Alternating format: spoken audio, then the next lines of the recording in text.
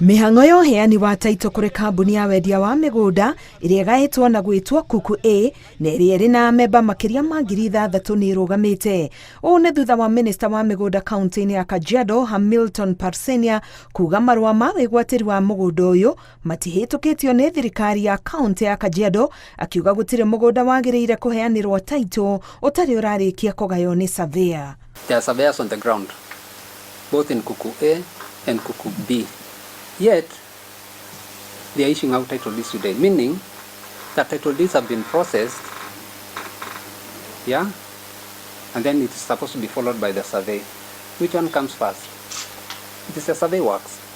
Oho, augĩte no nginya kũgĩe na mogarũrũku wabici-inĩ cia mĩgũnda, akiuga ciĩko cia ngukumio nĩcio cionete kũhingwo kwa wabici imwe, akiongerera atĩ ona wabici iria ingĩ cikuonerwo mahĩtia, no yo njĩra ĩrĩa makũgererio ya kũhingwo. Remember that last year, because of the rampant corruption that was in the registry of lands in Ngong, we were forced to close that office for half a year. We are not going to hesitate to close any other office in Kajiado that for sure we know is a conveyor of corruption. Kaunti ya Kajiado nĩ ĩmwe ya iria cikoretwo na ngucanio cia ũgai wa mĩgũnda, gũkũ CEC ũyũ akĩũria mũingĩ kũrũmĩrĩra makinya marĩa magĩrĩire makĩgũra mĩgũnda kuo nĩguo gwĩthema gũkungio wara.